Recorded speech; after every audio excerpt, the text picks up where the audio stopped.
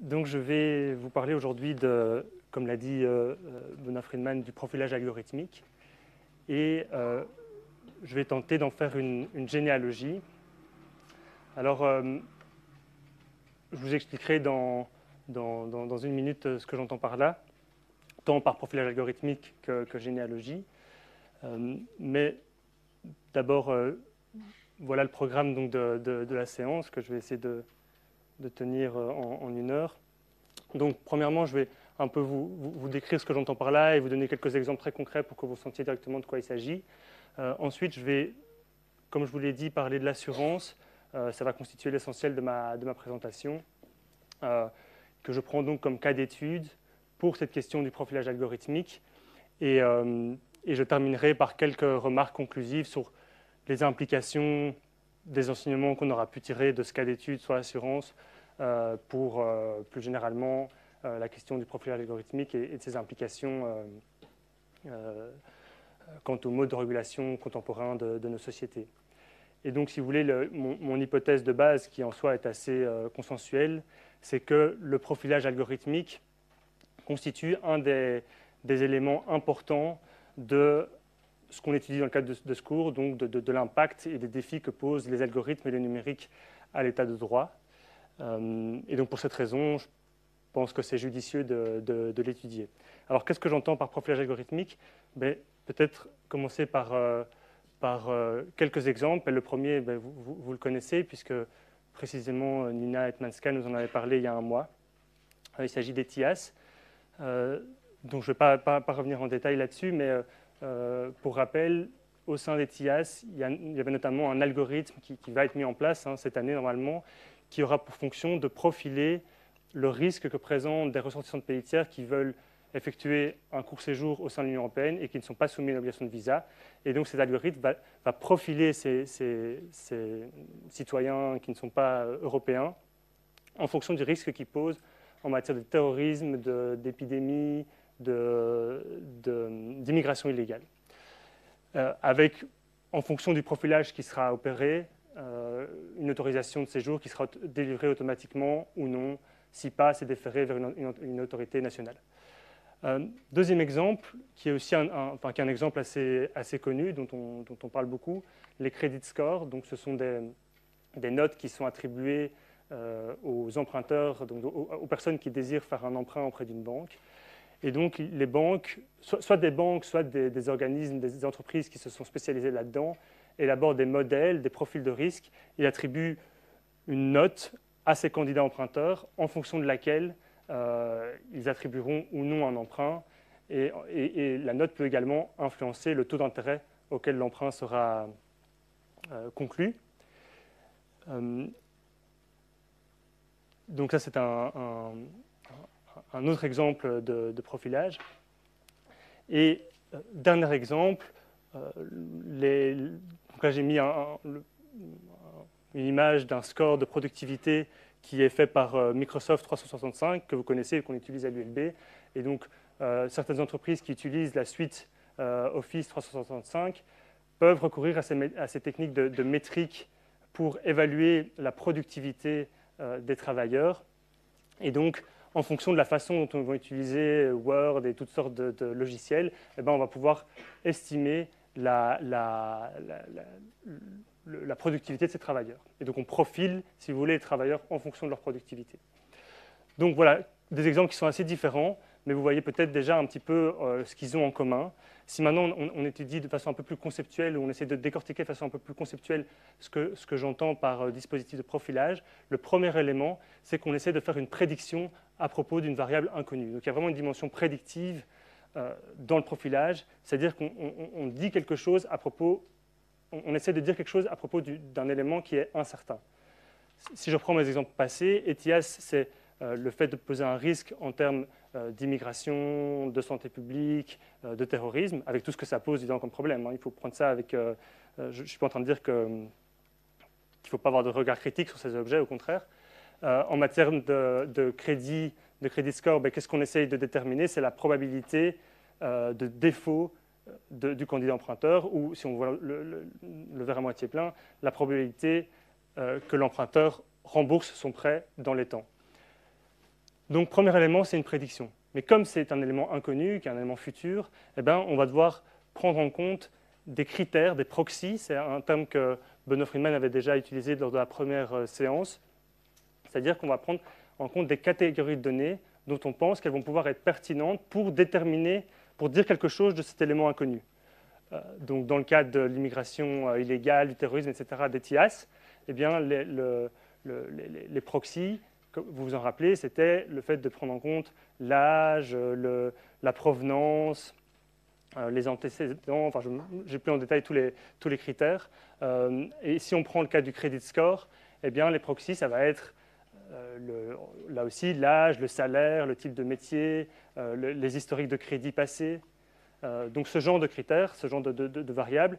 Et aujourd'hui, avec l'avènement des big data, on a une évolution qui implique qu'on va avoir des données qui sont prises, des catégories de données qui sont prises comme proxy tout à fait nouvelles, comme par exemple la façon dont vous vous comportez sur les réseaux sociaux, ou bien même la façon dont vous allez lire des conditions générales sur Internet.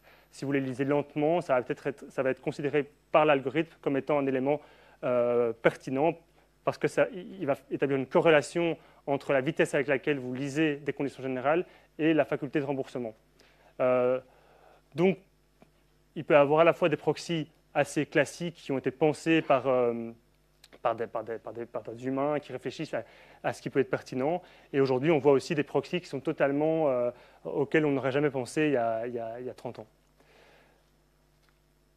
Alors, troisième élément, l'aspect quantitatif statistique. C'est-à-dire que c'est bien de dire on va prendre en compte l'âge ou le salaire, mais il faut savoir comment est-ce qu'on interprète le salaire qu'a la personne. Comment est-ce qu'on sait si ce niveau de salaire est pertinent, entraîne une probabilité, par exemple, de remboursement qui est bonne.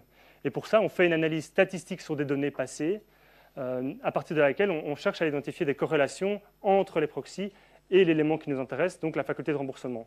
Donc, par exemple, dans le cas du credit score, on va étudier des données d'emprunteurs passés, avec des personnes qui ont bien remboursé leur emprunt et d'autres qui ont mal remboursé leur emprunt, et on essaie de définir pour quel niveau de salaire, en fonction de telle profession, de tel lieu d'habitation, eh bien, ça entraînait un défaut. Donc vous voyez cette logique statistique grâce à laquelle on va pouvoir définir les critères du bon emprunteur. Alors, quatrième caractéristique, c'est le fait que ces dispositifs de profilage, ils sont individualisants et différenciants. C'est-à-dire qu'ils sont statistiques, ils ont un substrat qui est statistique, mais ils visent à émettre un jugement sur votre situation individuelle. Or, c'est interpellant dans la mesure où les statistiques, à la base, dans leur fondement, ils visent à dire quelque chose de réalité macroscopique. Ils visent à s'abstraire des singularités, des particularités individuelles et à dire quelque chose de l'agrégat. Par exemple, si on dit voilà, il y a une augmentation énorme des étudiants en master à l'ULB, on ne s'intéresse pas tellement à vos cas individuels. On se dit, OK, dorénavant, on est passé de 1000 à 2000 étudiants en master, et ça a telle implication, il faut trouver des locaux, etc. Et votre situation à vous, peu importe, en fait. On réfléchit plus au niveau macro. Alors que là, il y a cette logique de faire une recherche statistique sur des grands nombres, mais pour dire quelque chose de chaque personne individuellement. De telles personnes qui désirent voyager dans l'Union européenne et qui, parce qu'ils se voient associés à toute une série de populations statistiques, il va être considéré comme un risque. Et le dernier élément, c'est le régime normatif, à savoir le fait qu'il y a, à ces dispositifs de profilage, sont associées des conséquences juridiques, normatives, qui peuvent être très importantes, comme le fait de se voir refuser un emprunt ou le fait de se voir refuser l'accès à un territoire. Et donc, il y a des conséquences normatives qui sont directement attachées. Et à côté de ces conséquences très directes, que je suppose vous comprenez facilement, il y a une normativité plus insidieuse, de type plus managérial, qui est que, dans certains cas, les dispositifs de profilage, par la manière dont ils évaluent, ils vont inciter les individus qui sont évalués à se comporter d'une certaine manière. Donc il y a une forme de norme qui est encodée dans le dispositif de profilage lui-même, qui va conduire les personnes à modifier leur comportement sans même y avoir été directement contraints. C'est peut-être un peu abstrait à ce stade, mais lorsqu'on parlera de l'assurance, il y aura des exemples qui vous permettront de voir directement ce que j'entends par là. Alors, Mon intention pour cette présentation, c'est d'essayer de dresser une forme de généalogie du profilage algorithmique. Donc, généalogie, j'emploie ce terme un peu comme synonyme d'historique, si vous voulez, mais avec cette spécificité que je fais cet historique à partir d'une situation qui est contemporaine, de quelque chose qui pose problème aujourd'hui, le profilage algorithmique, qui nous interpelle. Et l'idée est d'essayer de retracer un fil pour comprendre comment on en est arrivé là. Est-ce qu'il y a des traces dans le passé de choses qui s'apparentent à du profilage algorithmique ou du profilage? Et qu'est-ce qui nous en distingue par rapport à il y a 100 ans? Donc un peu tout ce type de questionnement, avec la conviction aussi que le fait de faire ce détour historique permet d'apporter un gain d'intelligibilité qui est différent de celui qu'on a quand on étudie ça selon une approche de droit positif, par exemple. Et évidemment, faire une généalogie comme ça en 1 heure, c'est une tâche impossible. Ça suppose de faire beaucoup de choix. Il y aurait autant de manières d'en faire la généalogie que de personnes qui seraient invitées à le faire. Moi, ce pourquoi j'ai opté, c'est d'étudier des terrains, des domaines d'études dans lesquels il y a des pratiques de profilage et d'essayer de voir ce qu'on peut en tirer. J'aurais pu parler du marketing, du credit score dans le monde de la banque, du profilage en matière de migrants, du profilage en matière de criminalité, de récidive, etc. Donc il y a plein de domaines possibles. J'aurais pu parler aussi des tests d'aptitude dans le domaine du travail. Et c'est un domaine sur lequel j'ai travaillé, j'ai hésité à en parler. Mais finalement, je me suis rendu compte que j'allais dire trop de choses et que ça allait manquer de clarté. Donc finalement, j'ai décidé de me focaliser sur le domaine de l'assurance, qui est un domaine qui est assez intéressant pour toutes ces questions. Et donc, on va essayer de voir un peu ensemble ce que l'histoire peut nous apporter par rapport à ça. Et a priori, je m'en tiens à... Enfin, j'essaie de faire quelque chose d'assez simple, basique, pédagogique, on va dire, pour qu'ensemble, pour être sûr qu'on soit tous sur un pied d'égalité et qu'on puisse avoir une bonne discussion sur base de ça. Donc, je suis revenu aux fondamentaux, puisqu'on est quand même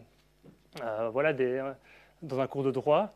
Et je suis reparti de une définition un peu standard du contrat d'assurance, donc une convention par laquelle une partie, l'assuré, se prémunit contre un risque futur éventuel en obtenant de l'autre partie, l'assureur, que celui-ci supporte le dommage causé en cas de réalisation du risque, moyennant paiement d'une prime. Donc c'est une définition basique, je suppose que tout le monde la comprend bien. Mais alors, peut-être une première question pour commencer, c'est si vous deviez expliquer à quelqu'un le fonctionnement de l'assurance, pas seulement le contrat d'assurance, mais le fonctionnement de l'institution de l'assurance. Est-ce que vous vous contenteriez de cette définition ou est-ce que vous voyez un élément qui manque dans la conception que vous avez de l'assurance? Donc là, on a une définition, voilà, un contrat entre deux parties, l'assuré et l'assureur, et l'assureur s'engage à rembourser l'assuré, indemniser l'assuré dans le cas où un risque défini se réalise, un dommage défini se réalise. Oui. Oui, mais là, on va dire que effectivement, c'est un élément important. L'assurance peut être obligatoire, mais dans le cadre, c'est bien, ça me permet de préciser que dans le cadre de la présentation, je vais me focaliser surtout les assurances plutôt facultatives, de type assurance vie. Mais il y a un élément important dans le fonctionnement de l'assurance au sens scientifique, qui n'est pas présent dans cette définition. Personne ne voit? Voilà, c'est ça. Et ouais, c'est vers ça que je veux me conduire. Et donc le fait que le fonctionnement de l'assurance repose sur la mutualisation des risques. Donc le fait qu'il y a une dimension statistique, comme je le disais, dans l'assurance, c'est-à-dire que l'assureur il détermine le montant de la prime parce qu'il fait un calcul au niveau de l'agrégat, justement, et qui sait prédire plus ou moins le nombre, par exemple, d'accidents qui vont se produire dans l'année. Et sur base de ça, il sait qu'avec le fait d'engranger les primes de tous les assurés, il va pouvoir indemniser ceux qui connaîtront un dommage. Okay. Je vais revenir là-dessus en détail avec un exemple très concret dans 2 minutes. Mais avant, je voudrais vous dresser quelques grands moments de l'évolution de l'assurance, vraiment des très grands traits, hein, c'est un peu très grossier, mais pour à chaque fois essayer de tirer certains éléments. Et un point premier sur lequel justement je voudrais attirer votre attention, c'est le fait que quand on parle de l'assurance, bon là ça ne vous a pas frappé, mais on pense toujours en fait, à cette dimension statistique et on insiste toujours sur le fait que l'assurance est dans son fonctionnement statistique, alors qu'en fait, c'est assez récent et ça n'a pas toujours été le cas, puisque les premiers contrats d'assurance ils datent du XIVe siècle, une époque à laquelle le calcul des probabilités et les statistiques n'avaient pas encore été inventés, en tout cas dans leur sens inventés ou découverts dans leur sens moderne. Et donc les premiers contrats d'assurance, ils apparaissent en Italie au XIVe siècle. Je ne sais pas si vous arrivez à distinguer ce que c'est, mais c'est une petite représentation de navire avec tous les dangers que pouvaient cacher, enfin receler les voyages en mer. Et donc, c'était des contrats qui visaient à protéger les commerçants contre le commerce maritime et donc la piraterie, les naufrages, etc. Et donc, la question qu'on peut se poser, c'est de savoir, il n'y avait pas de statistiques, comment faisaient à l'époque les assureurs pour établir des profils de risque. Puisque moi, la question qui m'occupe ici, c'est le fait de retracer l'histoire des profils de risque au sein de l'assurance. Comment est-ce que l'assureur détermine le risque que pose l'assuré et quelles conséquences il en tire. Okay. Comment faisaient les assureurs à l'époque? En fait, des historiens montrent qu'ils avaient une série de critères qui étaient des critères un petit peu plutôt intuitifs. Ils prenaient en compte le type de navire. Donc, par exemple, si c'était en galère plutôt que sur des voiliers, ça allait être considéré comme moins un risque parce que les galères étaient mieux armées, elles avaient des rames, elles étaient plus facilement maniables, etc. La longueur du bateau, la réputation du capitaine, les saisons, marchandises, etc. Donc, il y avait toute une série de critères en fonction desquels l'assureur allait déterminer le montant de la prime. Et donc, malgré le fait qu'il n'y avait pas de probabilité, il y a quelque chose d'important qui se passe à ce moment-là, d'un point de vue conceptuel, d'un point de vue d'innovation juridique, à savoir que c'est la première fois qu'on prévoit par contrat la possibilité de déterminer dans des chiffres de façon pécuniaire un événement incertain et futur. Et donc, c'est à ce moment-là que s'établit ce rapport de proportion entre la probabilité, de façon, pas calculée de façon probabiliste, mais la vraisemblance, si vous voulez, qu'un risque se réalise, et le montant de la prime. Donc en gros, plus le risque est élevé, plus la prime va être élevée. Et ça se passe à ce moment-là. Ça se théorise à ce moment-là. Et en fait, il y avait un enjeu très important pour les juristes et les théologiens de l'époque en droit canon, qui était le fait que les contrats soient équitables. Il y avait toute une réflexion sur la justice contractuelle et le fait que le montant des primes ne pouvait pas être, devait rester dans certaines proportions. Il fallait respecter la logique du juste prix, qui a été théorisée par des personnes comme Thomas d'Aquin, Albert Legrand, qui reprennent toutes les réflexions d'Aristote sur la justice et la justice dans les échanges. Et donc, il y a cette idée que le montant de la prime doit être juste et doit être équitable. C'est un élément sur lequel je reviendrai par après. Un autre domaine dans lequel il y avait ce même type d'enjeux, ce sont le domaine des jeux et des paris. Donc des jeux de hasard. Vous jouez à des jeux de dés ou des jeux de pile ou face, et savoir comment déterminer si ces contrats sont équitables et la façon dont on définit la répartition des mises et les conditions dans lesquelles doit être chaque joueur soit équitable. Et donc c'est tout un enjeu juridique très fort. Si vous voulez, si je traduis ça en termes plus de droit civil, actuellement, la question de respecter ces enjeux de justice contractuelle, on voit ça par exemple avec la lésion et le fait que dans certains cas, on ne peut pas vendre au-delà d'un certain prix parce qu'on va considérer que c'est au-delà du juste prix, si vous voulez. Mais là, ici, pour des contrats qui sont des contrats aléatoires, où il y a une part d'incertitude pour une des prestations d'une des parties, eh bien, il y a aussi cette nécessité de respecter un juste prix. Et ça, cet élément-là, on va le retrouver par après. Mais ce qui est intéressant, ce que montrent des historiens comme Lauren Daston ou Ernest Coumet, c'est que en fait, ces questions juridiques autour de l'incertitude ont donné naissance au calcul des probabilités. Donc Pascal, qui est considéré comme un des inventeurs du calcul des probabilités et du calcul des espérances, il a, dans ses échanges avec Fermat, il se pose le problème suivant, enfin on lui a posé le problème suivant, je fais un très, très simplifié, mais le problème est qu'il y a deux joueurs qui jouent à un jeu, par exemple, de pile ou face, et ils ont chacun misé 100 €, et ils décident que le premier qui remporte 3 manches emporte la mise totale, donc il emporte 200 €. Sauf que pour des raisons indépendantes de leur volonté, on a dû interrompre le jeu, alors que le joueur A a gagné 2 manches et le joueur B a gagné 1 manche. Et la question est de savoir qu'est-ce qu'on fait des mises. Il y a 200 € qui sont mis à la table, comment est-ce qu'on les répartit? Donc, il y a une première possibilité qui est de dire ben, on rend à chacun 100 € vu que le jeu n'a pas pu se terminer.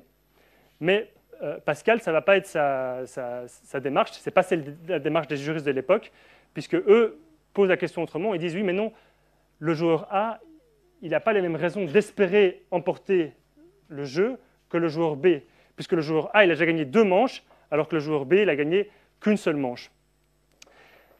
Et donc, comment résoudre ça de façon juste d'un point de vue juridique? Eh bien, on va développer un calcul qui s'appelle le calcul des espérances.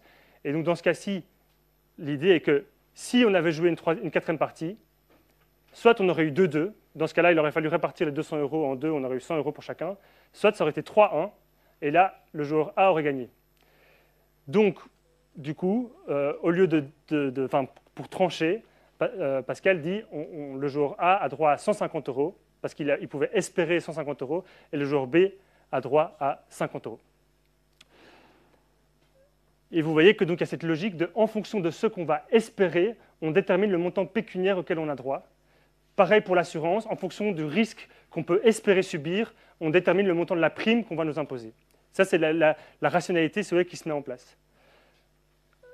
Alors, ça va infuser, enfin ça se passe plus ou moins en même temps, mais dans toutes les questions de rente viagère et d'assurance. Et donc, progressivement, on va utiliser le calcul des probabilités dans les assurances. Sauf que si vous devez déterminer la probabilité d'avoir la face 1 lorsque vous lancez un dé, c'est facile, vous pouvez le faire de façon a priori. Vous savez qu'il y a une chance sur 6 d'obtenir 1. Si vous dites probabilité d'obtenir un événement, d'obtenir un résultat pair, eh ben, c'est une chance sur 2 puisqu'il y a 2, 4, 6. Par contre, pour toutes des questions de santé, de maladie ou de décès, eh bien, on n'a pas d'informations comme ça a priori. Donc, ce qu'il faut, c'est récolter des données. Et sur base de ça, par la loi des grands nombres, par du principe que sur les données qu'on collecte, on fait des calculs de fréquence relative et on va pouvoir déterminer les probabilités d'avoir l'espérance de vie qu'on peut avoir lorsqu'on a 10 ans, etc. etc. Donc, l'assurance en fait, moderne, scientifique, et notamment l'assurance vie, elle se développe vraiment au XIXe siècle et elle se détache à ce moment-là de l'univers des jeux et des paris et elle se voit associée à l'idée de prévoyance et au fait qu'il est bon, en tant que père de famille, de s'assurer de prendre une assurance vie pour se protéger et protéger ses enfants s'il nous arrive quelque chose. Donc il y a vraiment une évolution importante à ce moment-là qui s'opère. Par ailleurs, l'assurance vie, en fait, pendant le XVIe et XVIIe siècle, était interdite parce que la vie était considérée comme hors commerce et donc il y avait seulement au Royaume-Uni que l'assurance vie était possible. Alors, ensuite, l'assurance va jouer un rôle important pour poser les bases de l'État social. Je vous ai mis ici un livre référence sur cette question, avec le moment de l'industrialisation et à la fin du XIXe siècle, on commence à poser certains éléments très importants pour ce qu'on a appelé l'État-providence. Donc, les régimes d'assurance obligatoires dont vous parliez, donc l'assurance maladie, l'assurance en matière de pension, l'assurance contre les accidents de travail, donc tous des mécanismes qui visent à développer des mécanismes de responsabilité objective où on dit si le travailleur subit un accident, ce n'est pas à lui de prouver que c'était une faute du patron et que c'est seulement comme ça qu'il pourra se faire dédommager. Non, il y a des risques qui sont sociaux, qui sont communs à la société et donc il faut qu'on développe des mécanismes pour se protéger solidairement contre ces dangers. Alors, si je reviens à la question maintenant du profil et de la façon dont on détermine les profils, maintenant avec les statistiques, donc depuis le 19e siècle, on commence à utiliser les statistiques, eh bien, je vous disais, un outil très important en matière d'assurance vie, ce sont les tables de mortalité. Du coup, quel profil de risque on a avec une table de mortalité? En fait, on a un profil de risque qui est très standardisé et où le seul proxy, le seul élément discriminant, c'est lequel, selon vous? Je ne sais pas qui a parlé, mais oui, c'est ça. Oui, l'âge. Donc, en fonction de votre âge, vous allez avoir une espérance de vie qui est différente et donc la prime qui va vous être imposée va être différente. Donc ça, c'est le début du profil statistique, si vous voulez, mais qui est très lâche, entre guillemets, assez abstrait, puisque le seul élément, le seul attribut qui concerne chaque individu qui veut s'assurer, dont on tient compte, c'est l'âge. Alors, le XXe siècle va connaître tout un mouvement vers une forme d'individualisation du risque. En tout cas, on va vouloir prendre en compte plus d'éléments que simplement l'âge. Et on va voir ça ensemble en détail. Mais auparavant, comme je vous ai dit, je voudrais vous expliquer par un exemple ce principe de mutualisation des risques pour que vous compreniez bien comment ça fonctionne. C'est un exemple hyper basique. Je ne pourrais pas faire quelque chose de plus compliqué parce que je ne maîtrise pas, mais de toute façon, ça suffit pour le propos. Donc l'idée, je voudrais vous expliquer justement comment est-ce qu'on calcule le montant de la prime par ce principe de mutualisation des risques, par ce principe statistique. Donc, si on prend 500 000 individus qui ont le même âge, pour simplifier, je dis du même âge, qui souscrivent à une assurance annuelle, laquelle donne droit à une indemnité de 10 000 € en cas de décès. Donc, mettons qu'on ait des tables de mortalité qui disent qu'il y a environ 1,8% de personnes qui vont mourir dans l'année. Ça veut dire que parmi les 500 000 individus, on sait qu'il y a environ, encore une fois, il y a une marge d'erreur, mais 9 000 personnes qui vont mourir. Le montant total de l'indemnisation, c'est de 90 millions d'euros. Pourquoi? Parce qu'on sait que chacune de ces personnes aura droit à une indemnité de 10 000 €. Donc si on multiplie, ça fait 90 millions. C'est clair, hein? Enfin, c'est clair. Je ne dis pas que c'est clair, mais je pose la question. Si ce n'est pas clair, vous me dites. Je sais qu'on n'est pas toujours hyper matheux, mais là, ça reste assez facile à mon avis. Donc, et du coup, pour déterminer le montant de... Ah, j'ai marqué indemnité, ce n'est pas juste, c'est prime. Pour déterminer le montant de la prime, eh bien, on prend les 90 000 €, 90 millions, on les divise par 500 000, c'est-à-dire par chaque personne qui a assuré, et on obtient 180 €. Donc ça, c'est le montant de la prime pure, c'est-à-dire la prime qui n'a pas été chargée du profit, des frais administratifs, etc., mais qui permet, théoriquement, c'est toujours plus compliqué dans la pratique, mais de faire en sorte qu'avec la somme avec laquelle chacun contribuera, on pourra indemniser ceux qui en auront besoin. Vous comprenez bien le principe? Maintenant, on va prendre un autre cas qui va me permettre d'illustrer cette tension qui est au cœur de l'assurance entre la possibilité, donc le fait de mutualiser, comme je le montrais, et le fait de segmenter, c'est-à-dire d'aller un petit peu faire des catégories un peu plus fines et ne pas traiter tout le monde de la même manière, si vous voulez. Donc, mettons qu'il y ait 20 000 autres personnes qui ont la tuberculose. Et leur espérance de vie est réduite, donc on sait qu'il y a un quart des personnes qui vont mourir dans l'année. J'ai fait des chiffres totalement au hasard. Enfin, au hasard, voilà, pas sérieux, mais voilà. Donc, ici à gauche, on a le risque standard avec la prime de 180 €, donc ce dont je vous ai parlé juste avant. Ici à droite, le risque qu'on peut appeler sous-standard, c'est-à-dire les personnes qui sont tuberculeuses. On sait qu'il va y avoir 5 000 personnes qui vont en décéder, puisqu'il y a un quart des personnes, c'est toujours des approximations, et qui auront droit donc à 10 000 € d'indemnité, ce qui correspond à 50 millions d'euros. Si on fait le même calcul, on obtient une prime de 2 500 €, ce qui évidemment est énorme, personne ne souscrirait à ça pour obtenir 10 000 €. Donc c'est pour ça que je dis que ce n'est pas réaliste. Donc vous voyez ici, on a la prime à 180, et pour eux, la prime à 2 500, puisqu'ils ont une probabilité de décéder qui est différente. C'est clair pour tout le monde? Donc ici, vous voyez que là, c'est le nombre de personnes qui sont dans le groupe, dans le pool des personnes normales. Ça, c'est le nombre de personnes tuberculeuses, avec en rouge les décès. Et la ligne, comme ça, avec les petits points, c'est le montant de la prime. Maintenant, ce que l'assureur pourrait faire comme alternative, là, il a segmenté, si vous voulez, et l'alternative, c'est de mutualiser ces deux groupes, donc de les mettre dans un seul groupe, avec ici donc, le total de le nombre d'individus total et le nombre de décès total, avec le calcul que j'ai fait de la prime, qui passe à 843 € pour tout le monde.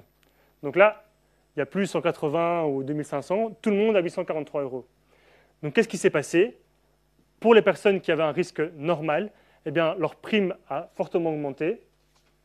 Et pour ceux qui avaient un risque élevé, leur prime a fortement diminué. Donc vous voyez que le fait de segmenter ou mutualiser a des implications directes dans l'évaluation de la prime. C'est clair pour tout le monde? Alors du coup, la question que je vous pose, qui est une question évidemment un peu massive, mais quelle est selon vous la solution la plus juste entre le fait de segmenter ou le fait de mutualiser.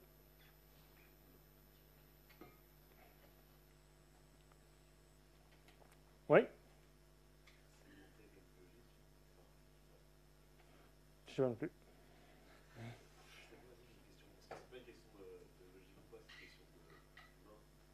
Oui, d'humain, oui. Oui, oui.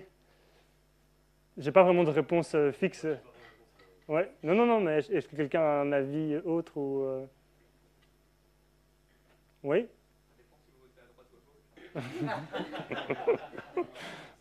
Voilà, c'est ça.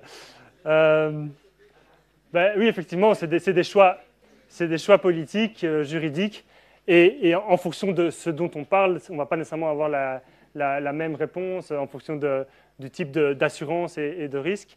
Mais vous voyez, c'est juste pour un peu illustrer cette dimension, cette question de justice qui est inhérente en fait à la question des assurances.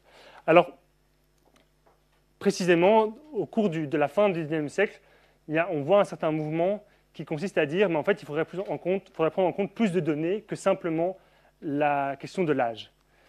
Et là, ici, je vous ai mis une citation d'un juriste qui s'appelle Martial Bosredon, qui est un juriste français spécialisé en matière d'assurance vie, et qui dit « Pour que la prime demandée à un individu corresponde exactement au risque que la compagnie prend à sa charge, il faut que cet individu ait une santé normale, il faut qu'il présente les chances d'une vie moyenne.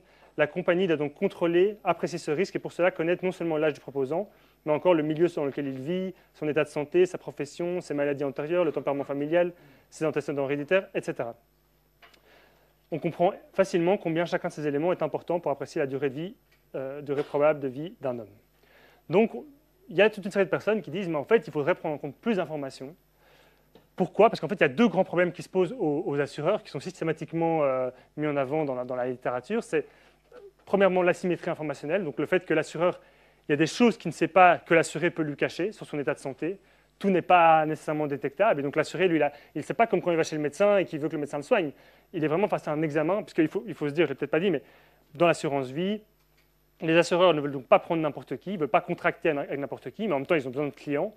Et donc, ils font passer un examen médical. Déjà à l'époque. Mais voilà, le médecin sait moins de choses que l'assuré. Ça, c'est le premier problème, asymétrie informationnelle. Le deuxième problème, c'est ce qu'on appelle la sélection adverse. Donc le fait que ceux qui sont tentés de prendre une assurance vie ou maladie, c'est précisément ceux qui savent qu'ils ont des chances d'avoir des problèmes à l'avenir et donc ils ont envie de se protéger. Alors que ceux qui pensent être en parfaite santé, ils ont moins intérêt à payer pour un danger dont ils ne pensent pas qu'ils auront à le subir. Donc pour résoudre ces deux problèmes, il va y avoir une série d'innovations. La première, c'est vraiment dans le domaine médical, c'est que les assureurs vont être à l'initiative d'une série ils vont concevoir des instruments de mesure scientifiques pour mieux connaître en fait les assurés. Donc en matière de pression sanguine, de taux de sucre dans l'urine, les rapports du poids et de la taille, électrocardiogrammes, donc toutes des choses. Et ce qu'ils vont faire, en fait, c'est des analyses de données. Encore une fois, c'est une logique de proxy pour essayer de déterminer le risque. Donc ici, je vous ai mis un petit tableau qui date de l'époque. Alors, je ne vais pas l'analyser en détail, mais donc il s'agit de la pression sanguine. Et on voit en haut, c'est des statistiques. Et donc ceux qui ont de moins 22 à moins 8 mm, je ne sais même pas à quelle unité ça se réfère, mais bon, peu importe. Donc ceux qui ont une faible pression sanguine, ceux qui ont une pression sanguine moyenne, ceux qui en ont une haute, et ils essaient de voir dans quelle mesure la mortalité de ces personnes est différente de la moyenne. Donc ici, par exemple, on a un groupe de gens qui sont analysés qui ont une pression sanguine élevée. Et on voit dans le groupe de personnes qu'ils ont étudiées, donc ils ont des données qu'ils ont analysées, qu'il y a 319 personnes, par exemple, 428 personnes entre 30 et 39 ans qui sont décédées dans cet exemple. Et ce qu'ils font, c'est qu'ils analysent le ratio de ces 428 personnes par rapport au groupe des personnes normales, des personnes moyennes. Donc, si vous voulez, on a la population générale qui a une moyenne de décès de autant. Et ce qu'ils font, c'est qu'ils vont dire, OK, maintenant on prend ce groupe ici qui a une pression sanguine élevée et on essaie de voir dans quelle mesure le nombre de décès de ce groupe-ci se distingue de façon significative du groupe de la population générale. Si oui, ça veut dire que la pression sanguine pourrait être un bon proxy pour évaluer la santé normale ou non des candidats. D'accord? Donc ça, c'est un exemple parmi d'autres, mais c'est la logique. Alors, à côté de ça, ils vont faire des questionnaires où ils vont imposer aux médecins de poser toute une série de questions de façon standardisée. Comme ça, ils collectent des données et ils s'assurent que le médecin pose les questions que eux jugent pertinentes. Il y a également une méthode qui va être conçue par deux actuaires et médecins américains qui s'appelle la méthode numérique. Et en fait, ils vont vraiment développer un système d'indicateurs, ou si vous voulez, en fonction d'une série de critères qui sont le rapport du poids et de la taille, l'hérédité, la profession, les habitudes, est-ce qu'il est alcoolique, la condition physique, etc. Et ils vont faire toute une grille où, en fonction du fait de si la personne a tel rapport entre son poids et sa taille, a une mauvaise condition physique, a fait une profession dangereuse, etc., ça va faire plus 10 points, moins 20 points, etc. etc. Et en fonction de la note finale, eh bien, il aura un risque plus ou moins élevé. Et ça va jouer sur la définition de la prime. Donc là, on a vraiment une forme d'individualisation du risque par cette méthode qui est numérique, mais qui en fait n'est pas très scientifique d'un point de vue statistique. Ce qui va également se développer au début du XXe siècle, ce sont des examens périodiques de santé, où en fait les assureurs vont inciter leurs assurés à se soumettre à des examens auprès d'instituts pour voir comment évolue leur santé et de cette façon, d'une part, accumuler des données, ce qui est toujours intéressant pour les assureurs, et d'autre part, pour essayer de pouvoir prévenir les éventuels problèmes que les assurés pourraient avoir, puisque les assureurs, ils ont intérêt à aider les assurés à être en bonne santé et donc à faire des consultations pour pouvoir se soigner, si vous voulez. Et du point de vue des conséquences, qu'est-ce qu'on en tire comme conséquence, le fait de déterminer que quelqu'un est plus ou moins à risque? Eh bien, premièrement, éventuellement, ils vont pas accorder de contrat d'assurance à ceux qui sont considérés comme vraiment à risque, ou alors ils vont créer des catégories sous-standards auxquelles ils vont proposer des primes plus élevées. L'exemple qu'on avait vu juste avant, donc si quelqu'un est considéré comme très à risque, ils vont quand même lui donner une police d'assurance, parce qu'en même temps, eux, c'est intéressant, c'est leur business, mais ils vont le faire à des conditions qui sont moins avantageuses. Une autre technique qu'ils utilisent, c'est le fait de modifier l'âge.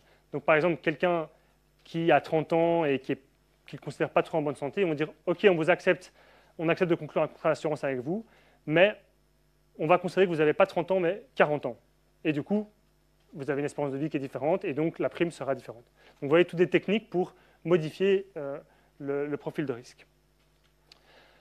Donc, ce que ça montre, c'est le fait que, en fonction du type de données que vous prenez en compte, vous pouvez avoir un degré de segmentation plus ou moins important. Si on prend l'âge seulement en compte, comme on l'avait vu auparavant, eh bien, par exemple, entre M. Z et Mme M. Q, tout ce qu'on sait, c'est qu'ils ont tous les deux 60 ans. Donc, on ne peut pas tirer plus de conclusions que ça. On pourra faire de la différenciation, de la segmentation entre celui qui a 60 et celui qui a 25 ou 42, mais c'est tout, et même ça donne assez peu d'informations. Donc, ce qu'on peut faire, c'est en fait ajouter toute une série de données qui sont encore une fois des variables qui vont être prises en compte et grâce auxquelles on va pouvoir raffiner la segmentation. Le fait d'ajouter des catégories de données permet de faire des profils plus différenciés. Donc, par exemple, ici, c'est quelque chose de totalement artisanal, mais c'est l'idée que, voilà, par exemple, les deux personnes qui ont 60 ans ici, un se trouve en catégorie verte, peu à risque, et l'autre très à risque parce qu'en fait, il a une forte pression sanguine, qu'il a un BMI très mauvais, etc. Et donc ceci a pour conséquence, évidemment, une forme d'individualisation du risque, puisqu'on crée des catégories qui sont plus petites, plutôt que de faire une grande catégorie dans laquelle se retrouve l'ensemble des assurés. Est-ce que ça vous semble clair jusqu'ici? Si vous avez une question de compréhension, n'hésitez pas.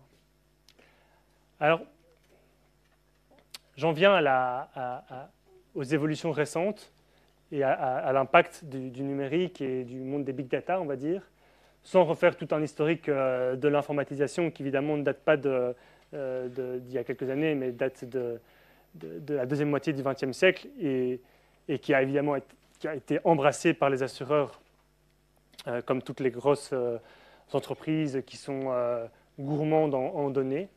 Mais si on s'intéresse vraiment aux évolutions plus récentes, ce qui change pour les assureurs, c'est le fait précisément qu'on peut collecter beaucoup plus de données. On peut collecter beaucoup plus de données et des données qu'on n'aurait pas imaginé pouvoir collecter auparavant.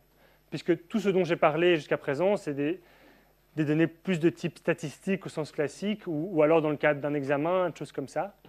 Mais aujourd'hui, étant donné qu'il y a tous des pans de notre vie qui sont numérisés, eh bien, ce sont des informations qui peuvent potentiellement intéresser les assureurs. La façon dont vous utilisez votre ordi sur Internet, votre smartphone avec toutes les applications qui permettent de faire beaucoup de choses dans la vie de tous les jours. Et puis, ce dont on a déjà parlé, notamment avec David Restrepo-Meriles, l'Internet des objets.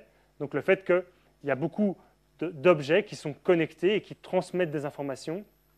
On peut imaginer les frigos connectés, les montres connectées, la consommation d'énergie, etc., qui sont des informations qui peuvent s'avérer pertinentes et qui peuvent être utilisées. À côté du fait qu'on collecte beaucoup plus de données, il y a aussi les progrès en matière d'analyse de ces données et donc tout ce qui touche à l'intelligence artificielle et en particulier au machine learning et au deep learning et au fait que depuis un certain nombre d'années, on a des algorithmes qui fonctionnent très bien, qui parviennent par eux-mêmes en quelque sorte à trouver justement les corrélations qui sont significatives et qui sont pertinentes. Et donc, qui vont permettre, comme je disais en introduction, de, par exemple, déterminer que le temps que vous lisez, que vous mettez à lire des conditions générales ou la façon dont vous cliquez sur telle image ou votre réseau d'amis est une information significative pour un crédit bancaire, par exemple. Donc tout ça constitue une évolution majeure, mais qui évidemment ne veut pas dire nécessairement que ça va être utilisé par les assurances, ça dépend de ce qu'on en fait. Là aussi, il y a des choix politiques qui sont possibles. Mais on voit déjà certaines applications très concrètes dans le domaine de l'assurance. Et il y a un domaine qui vraiment, d'après moi, est un de ceux en tout cas qui connaît le plus de succès à ce niveau-là, qui n'est pas celui de l'assurance vie, dans lequel on utilise des techniques innovantes, on va dire, où on utilise les big data, pour employer un terme un peu général, pour déterminer le montant des primes et des contrats. Alors, est-ce que vous avez une idée de quel domaine ça pourrait être? C'est vraiment un domaine de la vie de tous les jours, mais dont je n'ai pas du tout parlé jusqu'à présent. Un type d'assurance. Évidemment, il y a des assurances un peu pour tout, mais un type d'assurance dont on...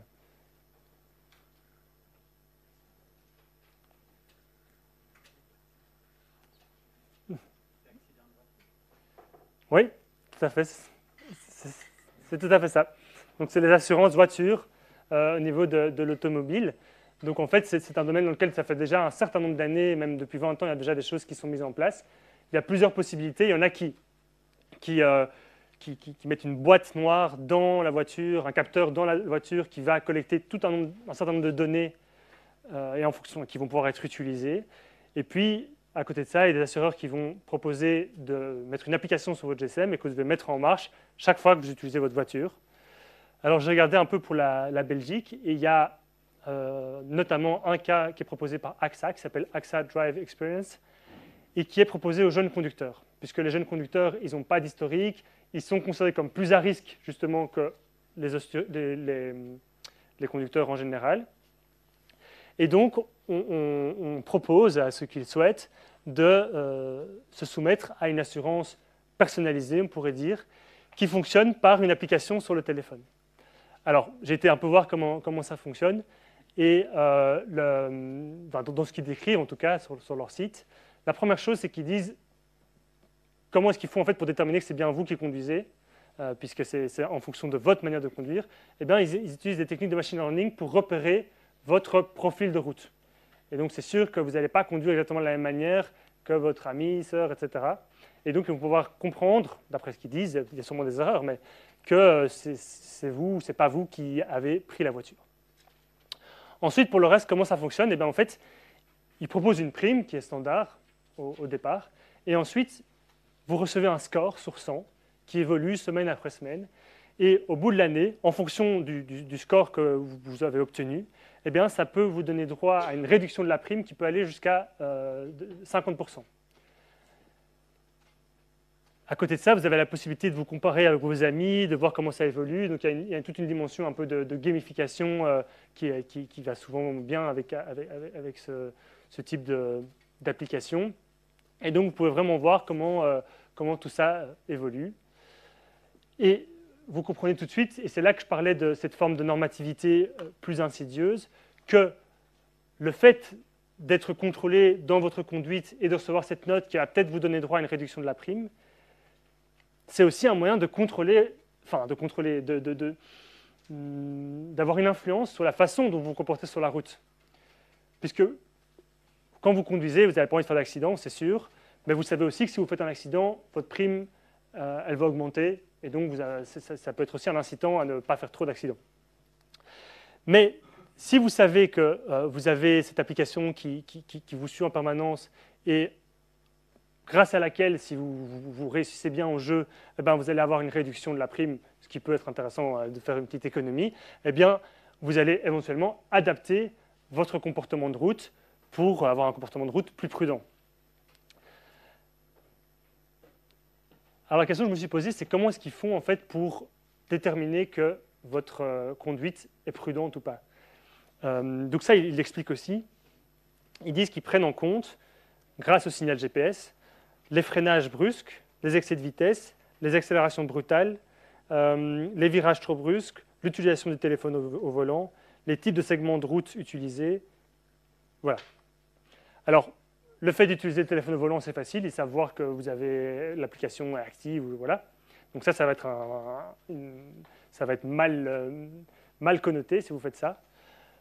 Si vous dépassez des limites de vitesse, ben ça, ils savent le voir parce qu'ils connaissent en fait les limites de vitesse, comme sur Google Maps, vous pouvez savoir qu'il faut rouler à 30 km/h ou à 50, etc. Et donc, s'ils voient que vous roulez à 60, ils vont pouvoir le déterminer.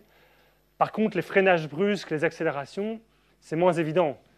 Si vous travaillez en tant que data analyst chez AXA et que vous recevez des données de freinage, etc., vous n'allez pas savoir comme ça ce qu'est un freinage brusque ou pas. Donc, pour ça, il faut faire des analyses statistiques ou des analyses de machine learning pour essayer d'analyser des distributions et de voir quelles sont les valeurs aberrantes qui sont associées à des valeurs brusques.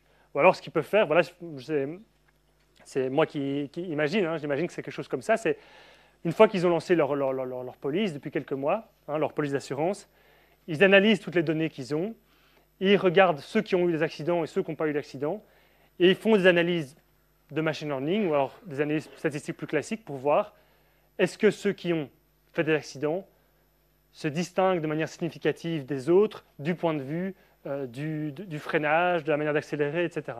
Donc c'est comme ça que le profil et que la norme va émerger à partir des données, si vous voulez, en fonction de cette question des accidents.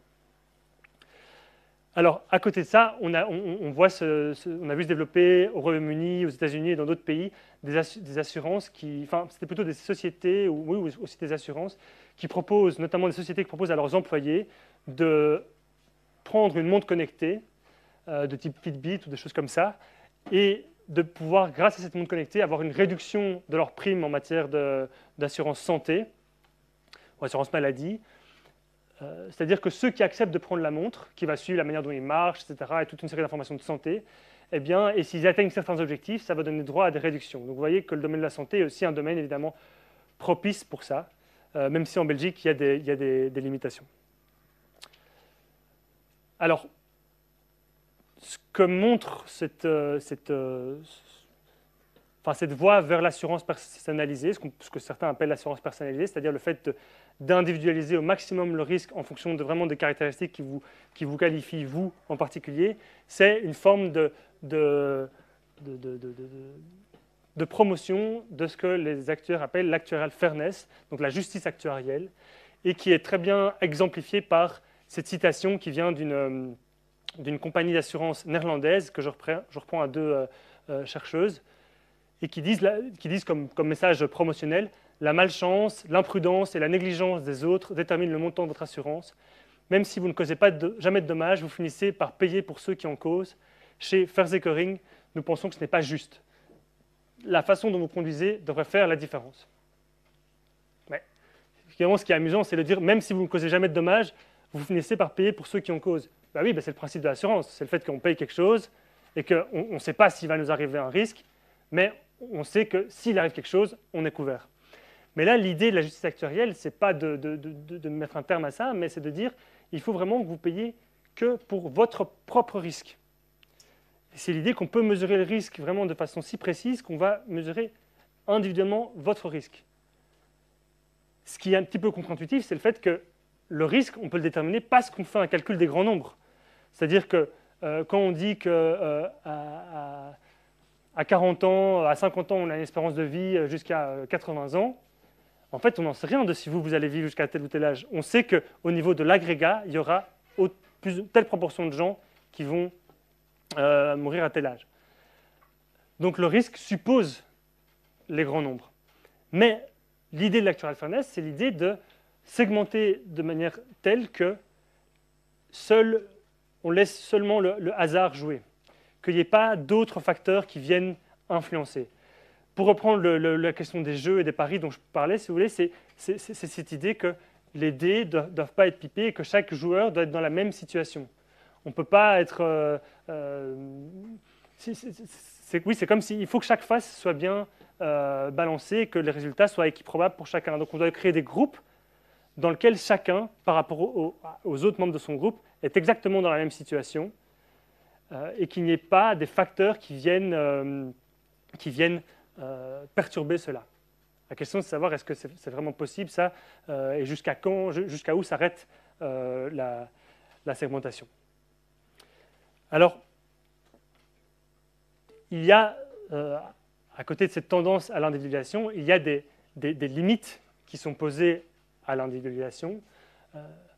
Par exemple, il y a depuis un certain nombre d'années plusieurs législations, notamment en Belgique, qui prohibent l'utilisation des tests génétiques, qui ont une valeur prédictive, enfin une valeur les tests génétiques qui vont simplement dire vous avez une prédisposition qui fait que vous avez plus de chances qu'un autre de développer telle maladie dans 30 ans. Et il y a des législations qui interdisent le fait d'utiliser les informations génétiques. Et toute la question du droit des données personnelles vient poser certaines limites au travail des assureurs. Et puis on a tout l'univers de la non-discrimination qui a pris une importance très grande depuis une vingtaine d'années et dont on reparlera dans le cadre d'une prochaine séance. Et ce qui est interpellant et intéressant par rapport à ça, c'est qu'en fait, les assureurs, comme les juristes qui font de la non-discrimination, leur passion, entre guillemets, c'est la même, c'est la discrimination. Dans les deux cas, ils s'intéressent à la discrimination. Sauf que les assureurs, ils disent, mais la discrimination, c'est génial, c'est ce qu'ils recherchent. Alors que les juristes qui font la non-discrimination, ils voient ça plutôt d'un mauvais œil. Surtout la discrimination qui est faite sur base de critères protégés. Et pourtant, ils ont chacun leur conception, si vous voulez, de la justice. Parce que les assureurs, ils disent, mais il faut faire la discrimination, parce qu'il faut traiter de manière égale les gens qui sont dans une situation égale, et de manière différente les gens qui sont dans une situation différente. Donc si vous n'avez pas le même risque, on ne va pas vous imposer la même prime, parce que ceux qui ont un risque moins élevé ne doivent pas payer pour les autres. Alors que la logique de la non-discrimination a aussi cette logique de traiter de manière égale les gens dans des situations comparables. Mais vous voyez bien que ce n'est pas tout à fait c'est pas du tout même in fine la même optique. Et il y a un arrêt notamment un arrêt important à cet égard, c'est l'arrêt Testacha de la Cour de justice de l'Union européenne qui date de 2011, je pense, et la Cour avait été saisie d'une question, en renvoi préjudiciel par la Cour constitutionnelle belge. Et je ne vais pas du tout entrer en détail, mais ça portait sur le fait de faire une différence de tarif entre les hommes et les femmes. Et la Cour a finalement décidé que c'était contraire à l'égalité de traitement entre les hommes et les femmes et au principe d'égalité de non-discrimination. Donc elle a dit on ne peut plus, je résume, on ne peut plus faire de différence de tarif entre les hommes et les femmes. Et les assureurs étaient scandalisés, ça a créé un grand débat parce qu'ils disaient que ça va à l'encontre du calcul actuariel qui est au fondement de l'assurance. En plus, c'est d'autant plus sujet à controverse qu'en réalité, dans le cas des femmes, elles vivent plus longtemps statistiquement, donc ça fait que leurs primes en matière d'assurance vie sont plus basses que les hommes, et elles conduisent mieux que les hommes, donc les primes en matière d'assurance voiture sont plus basses que les hommes. Alors qu'en général, le droit à la non-discrimination au niveau homme-femme, c'est parce que les femmes sont traités de manière plus dure et subissent des inégalités par rapport aux hommes, et on vise à redresser ceci. Et donc là, le fait d'interdire la différence de tarifs entre hommes et femmes a pour conséquence qu'on allait avoir cette fusion dont j'ai parlé tout à l'heure, et le fait que, après cet arrêt, il y a eu un petit temps d'adaptation, mais les primes sont les mêmes, et donc les femmes ont vu leurs primes de voiture augmenter, si vous voulez. Et du coup, ce que certains chercheurs ont remarqué, c'est que les assureurs tendent à, face à ces réglementations qui limitent la prise en compte de certains critères protégés, ils se tournent en quelque sorte vers le suivi des comportements, c'est-à-dire vers des données qui sont en fait des données qui proviennent de la façon dont on se comporte, qui sont relatifs à notre responsabilité individuelle et à notre volonté, telles que par exemple la façon dont on conduit. La façon dont on conduit et le fait d'avoir une différence de prime parce qu'on a un comportement plus dangereux sur la route, a priori, on peut se dire, mais oui, pourquoi pas, en fait. Si vous avez envie de conduire de manière plus dangereuse, très bien, mais vous en assumez les conséquences. Et c'était déjà un peu le cas avec le fait qu'en fonction de vos accidents passés, ça a des implications. Mais donc, il y a cette logique très forte de dire, puisqu'on ne peut pas trop prendre les informations génétiques, etc., on va utiliser tous les capteurs qui sont dorénavant à notre disposition pour pouvoir voir la façon dont les gens se comportent et faire des calculs de risque par rapport à ça. Et ça, en fait, on le retrouve même parfois là où on ne l'attend pas. Ici, je vous ai mis une citation de l'avocat général Cocotte dans l'arrêt Testachat dont je vous parlais, et qui donc critiquait le fait qu'on fait une différence de traitement entre les hommes et les femmes. Donc la Cour a suivi son avis, pas spécialement cet argument-là, mais le fait que c'est discriminatoire de faire une différence de traitement. Mais l'argumentation est intéressante parce que l'avocat général dit « De nombreux autres facteurs que le sexe jouent un rôle important pour l'appréciation des risques d'assurance évoqués ci-dessus. L'espérance de vie des assurés est fortement influencée par des éléments économiques et sociaux, ainsi que par les habitudes de vie de tout un chacun, comme par exemple la nature et l'intensité de l'activité professionnelle, l'environnement familial et social, les habitudes alimentaires, la consommation de denrées, d'agréments ou de drogues, les activités de loisirs, la pratique du sport. » Donc si vous voulez, ce qui est interpellant dans cette argumentation, c'est que l'avocat général il dit « Oui, mais on prend comme critère l'homme et la femme, ce qui est un critère qui peut être discriminant. » Bon, je résume très fortement, et je ne suis pas un spécialiste du droit à la non-discrimination, donc pardon pour... voilà, mais donc, il critique cette différenciation, et il dit « Et d'ailleurs, on n'est pas du tout sûr que ce critère soit un très bon critère. Il y a plein d'autres facteurs qui jouent. » À la limite, elle est presque en train de dire... C'est une femme, hein, Cocotte, oui. Elle est presque en train de dire qu'il faudrait faire un profilage un peu plus fin et prendre en compte l'environnement familial, social, les habitudes, etc. Parce qu'il y a une forme d'erreur,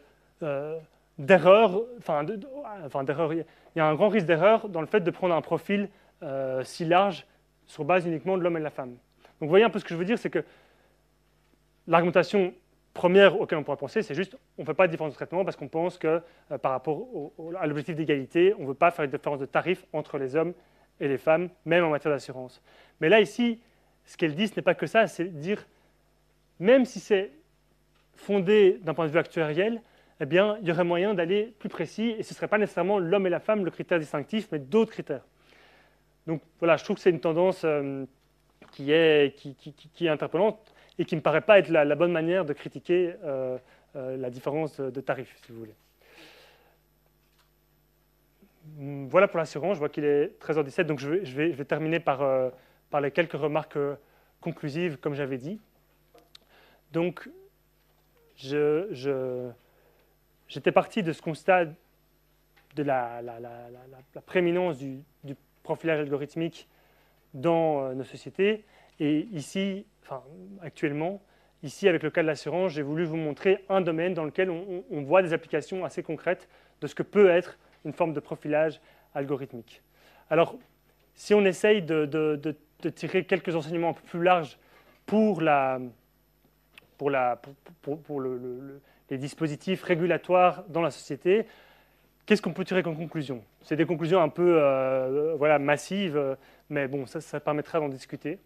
Alors, le premier élément donc, sur lequel j'ai déjà insisté, mais qui me paraît important, c'est cette question de l'individualisation par les grands nombres. Donc, le fait que ces dispositifs, ils visent à individualiser, à dire quelque chose de très personnel sur vous, mais par les grands nombres. Donc là, il y a vraiment un paradoxe, parce que quand on pense à l'individualisation, on pense plutôt à la prise en compte de votre personne, de votre singularité, comme quelqu'un qui est incommensurable aux autres, qui est unique.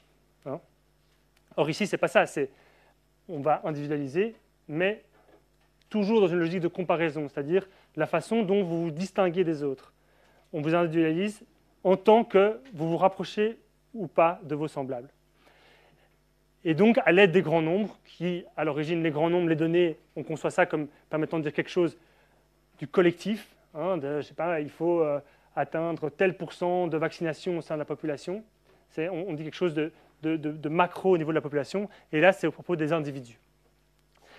Et du point de vue de la règle, de la façon dont on régule les comportements, et je ne parle pas ici de règles simplement dans un sens de règles nationales, droit positif, mais plus, donc ça y compris, mais aussi la règle, même la prime de l'assurance, on pourrait dire c'est une règle, une manière de conduire les conduites des individus, eh bien, ça laisse présager, il y a une forme de croyance, et en même temps, dans certaines applications, on voit une certaine volonté de développer des régimes normatifs sur mesure, hein, avec toute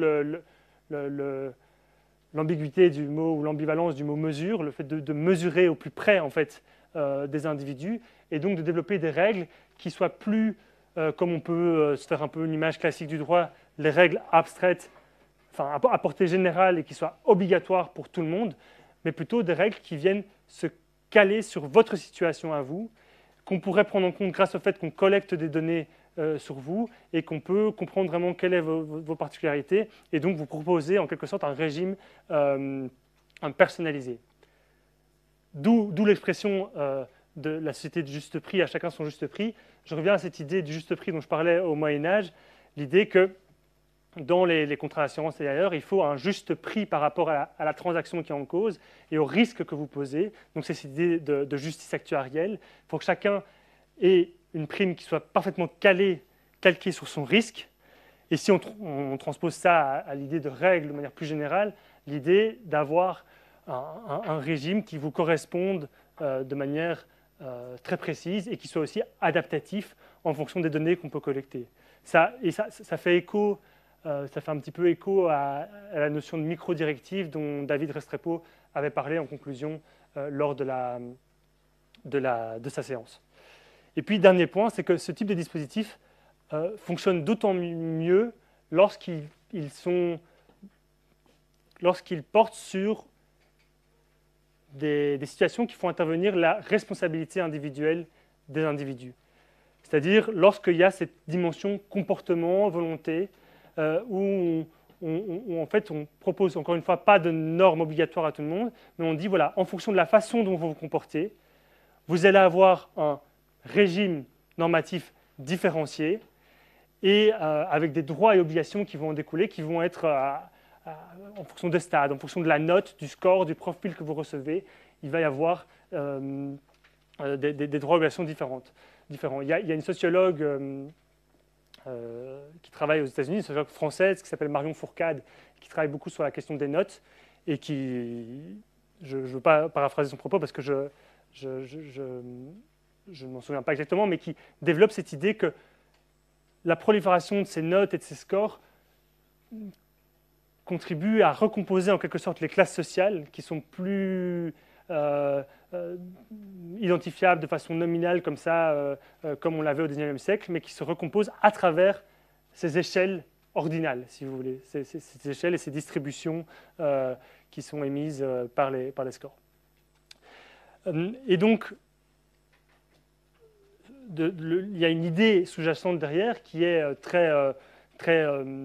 qui s'apparente très fort à ce qu'on appelle souvent le néolibéralisme, l'idée que vous êtes libre de vous comporter comme vous voulez, et si vous choisissez telle option, eh bien, vous devez en tirer les conséquences. Et il ne faut pas s'étonner si c'est ce régime juridique-là, en quelque sorte, qui vous est appliqué.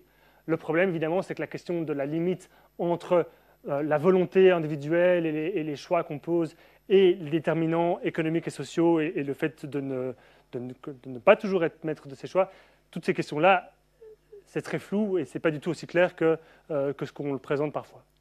Et donc, il me semble que ce type de dispositif de profilage peut constituer une menace pour un principe de solidarité en tant que Si on dit c'est à chacun si chacun doit supporter son propre risque, ben, ça constitue une menace de l'idée qu'on peut se faire de la solidarité dans nos sociétés démocratiques, dans nos états de droit et dans ce qu'on peut appeler l'état social et toutes les institutions qui font l'État-providence.